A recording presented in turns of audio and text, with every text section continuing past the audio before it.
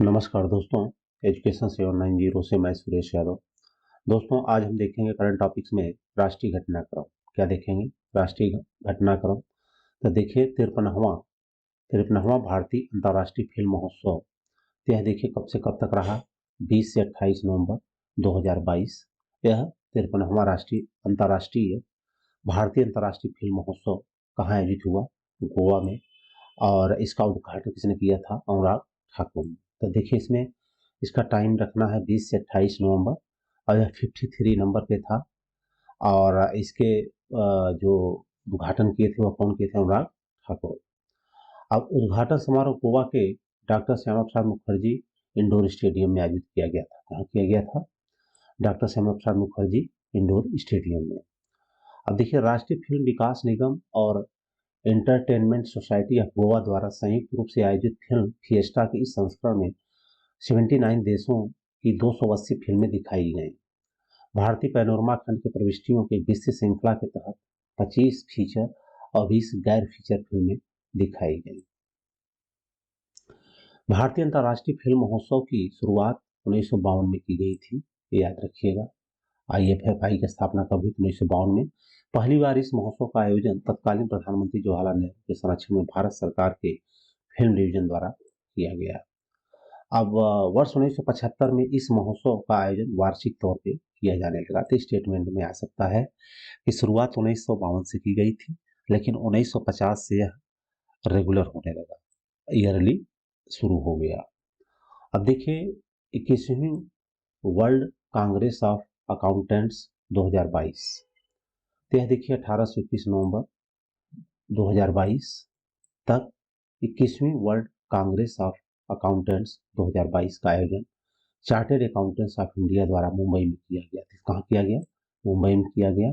अब इसकी थीम जरूर याद रखना, building trust in balancing stability. ये वाला वर्डिंग आपको ध्यान रखना, बिल्डिंग ट्रस्ट इनेबलिंग सस्टेनेबिलिटी। अब देखिए, लोकसभा अध्यक्ष ओम बिरला इस 21वीं वर्ल्ड कांग्रेस ऑफ अकाउंटेंट संबोधित किया और चार्टेड अकाउंटेंट को नई आर्थिक व्यवस्था के संत के रूप में वर्णित किया। वर्ल्ड कांग्रेस ऑफ अकाउंटेंट्स पहली बार हाइब्रिड मोड में आयोजित की गई। किस मोड में की गई? हाइब्रिड मोड में। Institute of chartered accountants of India की स्थापना 1 जुलाई 1949 को की गई। इसका मुख्यालय कहाँ है? नई दिल्ली में। यही मेन आपको ध्यान रखना है। विश्व में चार्टर्ड अकाउंटेंट्स के क्षेत्र में American institute of certified public accountants के बाद दूसरा सबसे बड़ा पेशेवर निकाय है। कारपोरेट मामलों में मंत्रालय भारत सरकार के प्रशासन नियंत्रण में आता है। अब देखिए, काशी तमिल संगम। काशी तमिल संगमम यह कब हुआ? 17 नवंबर 2022 को उत्तर प्रदेश के वाराणसी में काशी तमिल संगमम शुरू हुआ। प्रधानमंत्री ने 1 माह तक चलने वाले इस कार्यक्रम का 19 नवंबर को क्या किया था? औपचारिक घोषणा की थी। काशी तमिल संगमम का उद्देश्य देश की 2 महत्वपूर्ण शिक्षण पीठों तमिलनाडु और काशी के बीच सदियों पुराने संपर्क को नए सिरे से स्थापित करना। इसका लक्ष्य शोधार्थियों, विद्यार्थियों, दार्शनिकों, व्यापारियों, शिल्पकारों और कलाकारों को साथ लाने, ज्ञान संस्कृति से प्रक्रियाओं को साझा करने में एक दूसरे के अनुभव को सिखाना है। यह आयोजन भारतीय ज्ञान संपदा को ज्ञान की आधुनिक प्रणाली से जोड़ने की राष्ट्रीय शिक्षा नीति 2020 के उद्देश्यों के अनुरूप है। काशी तमिल संगमम भारत के इतिहास में हिंदी और तमिल भाषी लोगों के मेल मिलाप का सबसे बड़ा महोत्सव है। काशी तमिल संगमम के उद्घाटन समारोह में तमिलनाडु के 12 प्रमुख मठ मंदिर आदीनम को काशी की धरा पर पहली बार सम्मानित किया जाएगा। गौरतलब है कि तमिल भाषा में लिखे गए प्राचीन साहित्य को ही संगम साहित्य कहा जाता है। संगम का अर्थ संघ, परिषद, गोष्ठी, संस्थान। वास्तव में संगम तमिल कवियों, विद्वानों, आचार्यों, ज्योतिषविदों, बुद्धिजीवियों की एक परिषद थी। इसमें ये सब संगम का अर्थ याद कर लेना। और यह कब इसका आयोजन हुआ, ये मेन है, और कहाँ पे हुआ। अब डिजिटल शक्ति 4 का शुभारंभ कब हुआ? 16 नवंबर 2022 को राष्ट्रीय महिला आयोग ने डिजिटल शक्ति अभियान 4 का शुभारंभ किया। यह अभियान साइबर क्षेत्र में महिलाओं, लड़कियों को डिजिटल रूप से सशक्त और कुशल बनाने हेतु एक अखिल भारतीय था। कई बार पूछ सकता है कि डिजिटल शक्ति 4 किससे रिलेटेड है? या किससे है? महिलाओं और लड़कियों से। बस ये ध्यान रखना। महिलाओं और लड़कियों के लिए सुरक्षित ऑनलाइन व्यवस्था सुनिश्चित करने पर प्रथानुरूप डिजिटल शक्ति 4 महिलाओं को डिजिटल रूप से कुशल बनाने और ऑनलाइन माध्यम से किसी भी अवैध या अनुचित गतिविधि के खिलाफ आवाज उठाने के लिए जागरूक करना है। राष्ट्रीय महिला आयोग ने साइबर पीस फाउंडेशन को मेटा के सहयोग से शुरू किया है। देश भर में महिलाओं को डिजिटल क्षेत्र में जागरूकता का स्तर बढ़ाने की मदद के लिए जून 2018 में डिजिटल शक्ति की शुरुआत हुई। अब इसका टाइम देखना कब से शुरू हुआ है, तो जून 2018 में। भारत में इस परियोजना के माध्यम से 3 लाख से अधिक महिलाओं को साइबर सुरक्षा के विषय में परामर्श की सुविधा के साथ साथ उनके लाभ के लिए रिपोर्टिंग तथा निवारण व्यवस्था, डाटा गोपनीयता और प्रौद्योगिकी के लिए काफी मदद होगी। देखिए डिजिटल कोड जो है स्पेशली यह किससे महिलाओं लड़कियों के लिए है और उनको ऑनलाइन जो उनके साथ फ्रॉड होता है या प्रॉब्लम होती है उससे रिलेटेड है यह। अब देखिए फिट इंडिया स्कूल सप्ताह 2022 ये भी बहुत इंपॉर्टेंट है। कौन सा? Fit India school.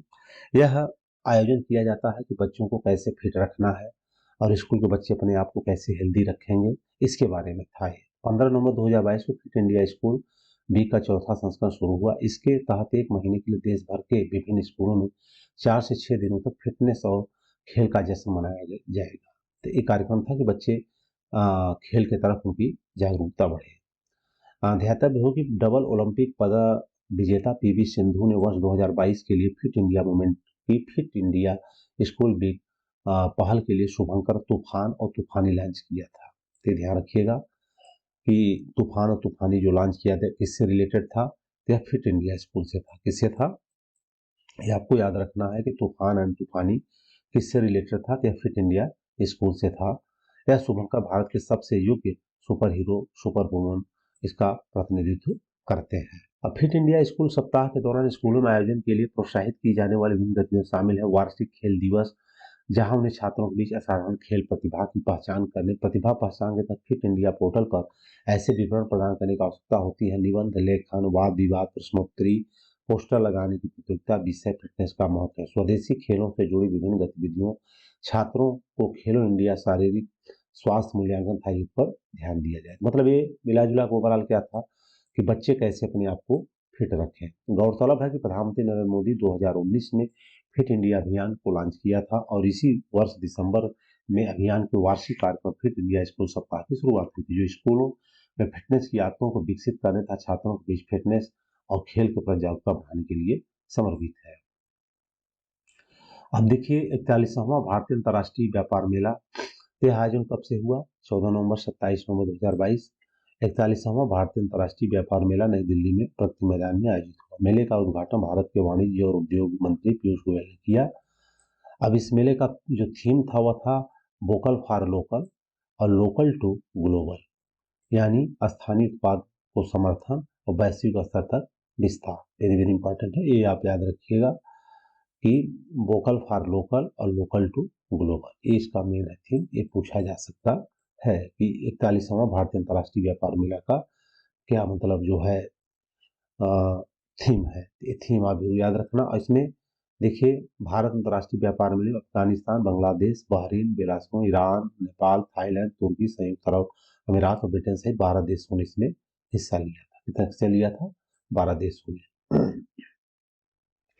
ग्राम पंचायतों में सतत विकास लक्ष्यों को स्थानीयकरण और 3 दिवसीय राष्ट्रीय कार्यशाला का आयोजन। तो 14 से 16 नवंबर 2022 तक ग्राम पंचायतों में सतत विकास लक्ष्यों का स्थानीयकरण और 3 दिवसीय राष्ट्रीय कार्यशाला का आयोजन केरल के कोच्चि में किया गया था। ये जगह याद रखिएगा कि ग्राम पंचायत में सतत विकास लक्ष्यों का स्थानीयकरण कब हुआ था? तो यह मतलब केरल के कोच्चि में मनाया गया। अब इसका मुख्य विषय निर्धनता मुक्त संवर्धित आजीविका ग्राम पंचायतों पर कार्यान्वयन कार्यनीति को सुदृढ़ करना है। अब इसमें देखिए नीति निर्माताओं, सिविल सोसाइटी संगठनों, गैर संगठनों, डोमेन विशेषज्ञों के बीच विवाद सुगम बनाना था। इस कार्यशाला का आयोजन भारत सरकार के पंचायती राज मंत्रालय द्वारा केरल सरकार के स्थानीय स्व शासन विभाग जिसे लोकल सेल्फ गवर्नमेंट डिपार्टमेंट और केरल के त्रिशूर केरल स्थानीय प्रशासन संस्थान के सहयोग से किया। ये ध्यान रखिए। गौरतलब है कि राष्ट्रीय कार्यशाला ग्राम पंचायतों के विचार विमर्श, संबंधित कार्यवाही और अनुभवजन सीख हेतु एक उपयुक्त मंच है। में जो काम करेगी वो सहभागी और अन्वेषपूर्ण एवं 3 गुना प्रक्रिया काम का मतलब इसका मेन था कि गाँव में भी हम कैसे उन्नति का मार्ग अपनाए, उससे रिलेटेड था यह। अब देखिए 108 फीट ऊंची स्टेच्यू ऑफ प्रॉस्पेरिटी का अनावरण। अभी ध्यान रखिएगा, इसका क्या नाम है, स्टेच्यू ऑफ प्रॉस्पेरिटी। 11 नवंबर 2022 नरेंद्र मोदी के बेंगलुरु में नाद प्रभु कैंपेगौड़ा की 108 फीट ऊंची कांस्य प्रतिमा स्टेच्यू ऑफ प्रॉस्पेरिटी का नाम दिया है। तब देखिएगा कि जैसे कई बार बोलेंगे इसे स्टेच्यू ऑफ यूनिटी तो वल्लभ भाई पटेल हो गए, लेकिन अब स्टेच्यू ऑफ प्रॉस्पेरिटी तो ध्यान रखिएगा कि बंगलौर में है और नाद प्रभु कैंपे गौड़ा की मूर्ति है यह।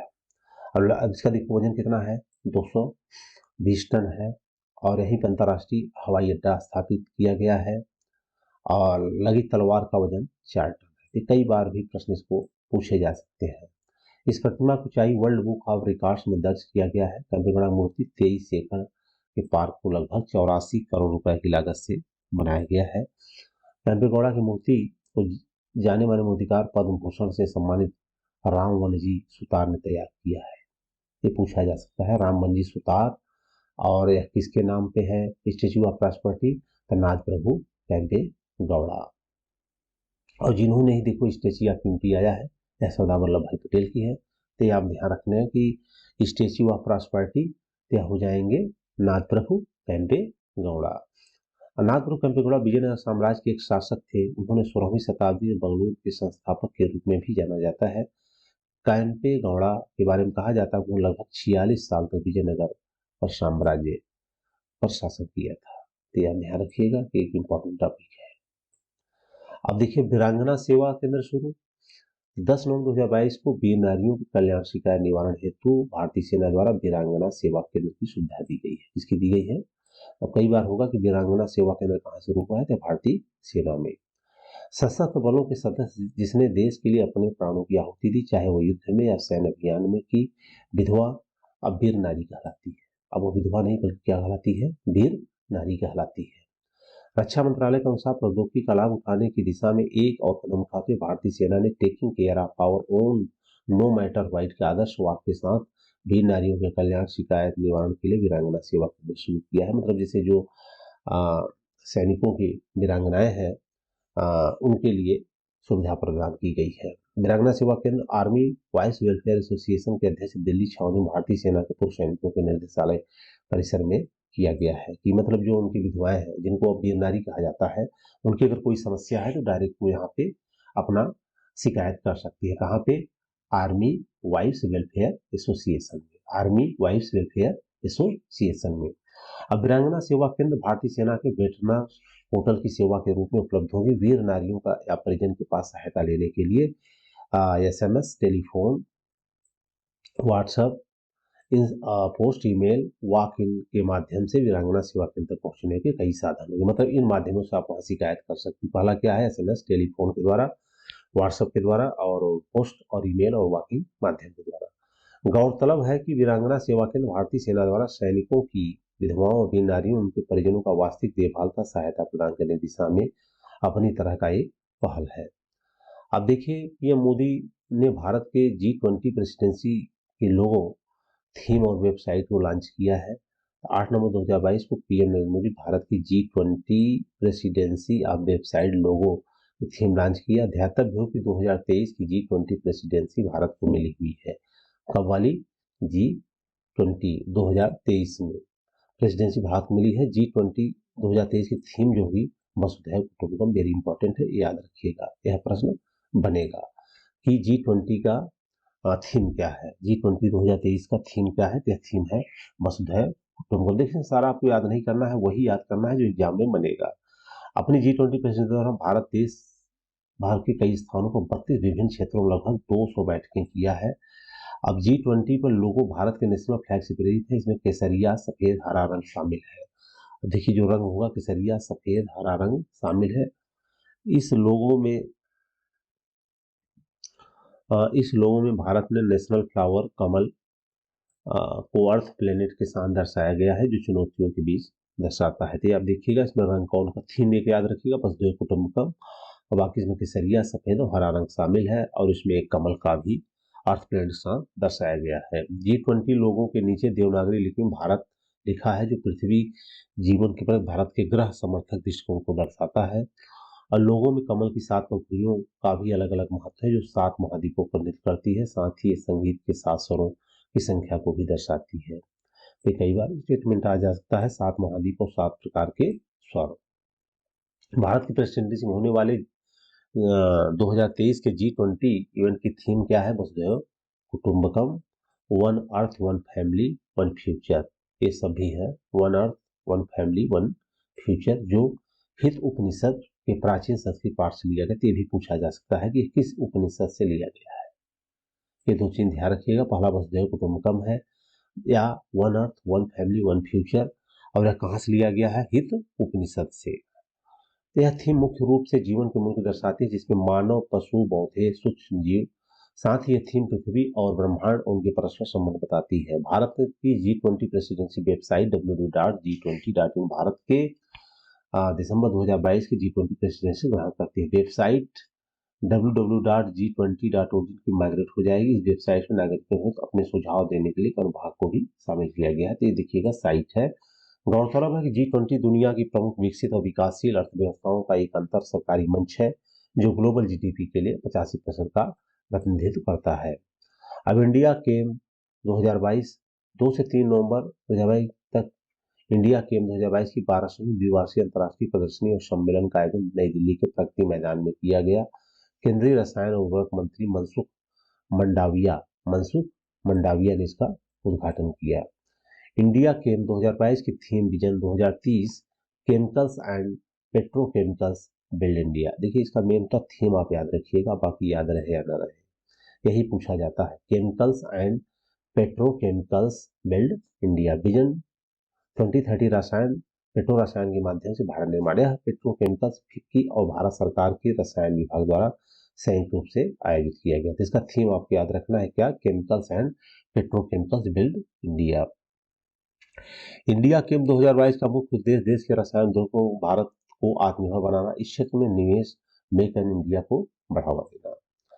गौरतलब है कि भारत में रासायनिक उत्पादों की वर्तमान प्रति व्यक्ति खपत दुनिया का लगभग 10वां हिस्सा है। वर्तमान इस उद्योग भारत में लगभग 2 मिलियन लोग काम करते हैं। भारतीय रसायन उद्योग दुनिया में सबसे तेजी से बढ़ने वाले उद्योगों में से एक है। भारत संयुक्त राज्य अमेरिका, चीन, जर्मनी, कोरिया और जापान के बाद उत्पादन के संबंध में दुनिया का 6वां सबसे बड़ा बाजार है। तो याद रखिएगा, कई बार पूछा जा सकता है कि केमिकल के उत्पादन में कौन सा स्थान है? तो 6वां स्थान है।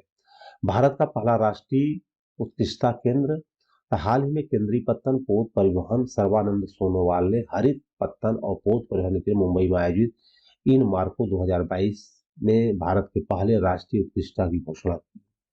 राष्ट्रीय उत्कृष्टता केंद्र की इस केंद्र की स्थापना का उद्देश्य भारत में कार्बन उदासीनता और वित्तीय अर्थव्यवस्था को बढ़ावा देना, पत्तन और पोत परिवहन को ज्यादा से ज्यादा पर्यावरण अनुकूल बनाना। यह केंद्र पोत और पोत परिवहन का समर्थन करने के लिए कई तकनीकी उपायों का उपयोग करेगा। वैज्ञानिक अनुसंधान के माध्यम से उद्योगों में आने वाली विभिन्न समस्याओं का समाधान करेगा। यह स्थानीय, क्षेत्रीय, राष्ट्रीय, अंतर्राष्ट्रीय स्तर पर समुद्री परिवहन में मूल्यवान शिक्षा, अंतरिक्ष और अनुसंधान प्रौद्योगिकी हस्तांतरण भी करेगा। यह केंद्र व्यापक क्षेत्रों में काम करे। कहाँ पे? नीति नियामक अनुसंधान, मानव संसाधन विकास नेटवर्क, प्रमुख भागीदार और रणनीतिक सहयोगी, अन्वेषण कार्य का क्षेत्र, परिणाम, परियोजनाएं और संसाधन, संलग्न कार्य का क्षेत्र, परिणाम और परियोजनाएं का संसाधन। तो दोस्तों देखिए, ये थे करंट के टॉपिक्स। इसमें जो जो इम्पोर्टेंट जहाँ से प्रश्न बनेगा उसको मैंने हाईलाइट कर दिया है। तो दोस्तों हमारे चैनल आप सब्सक्राइब नहीं तो सब्सक्राइब कर लीजिए और वीडियो को आप सब लाइक करिए और ज़्यादा से ज़्यादा इसको शेयर करिए। अपने कमेंट आप अवश्य दीजिए। हम ऐसे वीडियो लगातार आपके लिए पहुंचाते रहेंगे। आज के लिए बस इतना ही। जय हिंद, जय भारत।